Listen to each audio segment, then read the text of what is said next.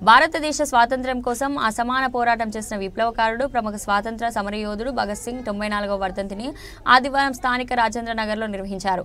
ఈ సందర్భంగా భగత్ సింగ్ విగ్రహానికి సిపిఐ సీనియర్ నాయకులు నల్ల రామారావు, బ్రహ్మరాంబ దంపతుల ఆధ్వర్యంలో పూలమాలలు వేసి నివాళులర్పించారు. ఈ సందర్భంగా నల్ల రామారావు మాట్లాడుతూ నేటి యువత అమరవీరుల భగత్ సింగ్, సుఖదేవ్ రాజ్గురులను ఆదర్శంగా తీసుకోవాలని కోరారు.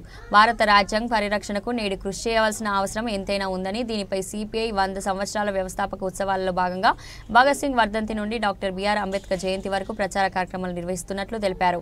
పిఎంపీ అసోసియేషన్ జిల్లా అధ్యక్షుడు బల్ల శ్రీనివాసరావు మాట్లాడుతూ స్వాతంత్ర్యం కోసం ప్రాణాలర్పించిన భగత్ సింగ్, రాజ్గురు, సుఖదేవులను స్మరించుకొని జయంతి వర్ధంతులను నిర్వహించడం కొరకు భగత్ సింగ్ విగ్రహాన్ని ఏర్పాటు చేసిన నల్ల రామారావు, బ్రహ్మరాంబ దంపతులు అభినందనీయాలని కోరున్నారు.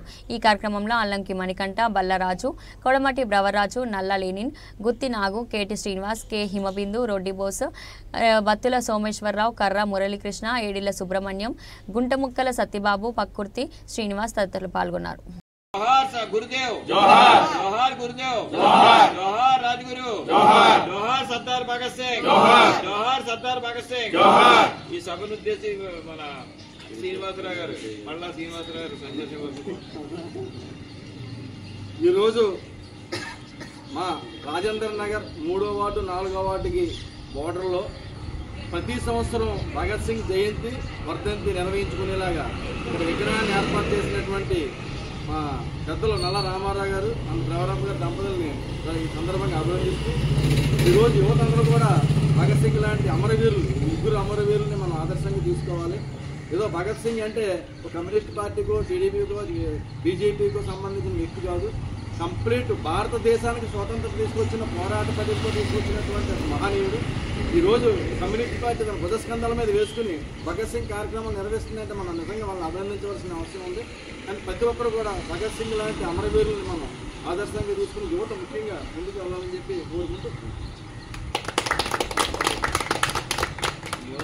ప్రభుత్వం క్షమాభిక్ష కోరితే వదులుతానన్నా సరే, నీ క్షమాభిక్ష మనకు అక్కర్లేదు, మనకు స్వాతంత్రం కావాలి, నువ్వేం చేసుకుంటావు చేసుకొని పబ్లిక్ కోర్టులో కూడా వాదన చేసి మేము చేసేది న్యాయమే, మా పోరాటం ఈ దేశాన్ని వదిలి బ్రిటిష్ వాడు పోవాలని చెప్పేసి కంకణబద్ధులైనటువంటి యువ కిషోరాలు, అందులో భగత్ సింగ్, ఉవ్వెత్తున భగత్ సింగ్ని గురి చేశారు.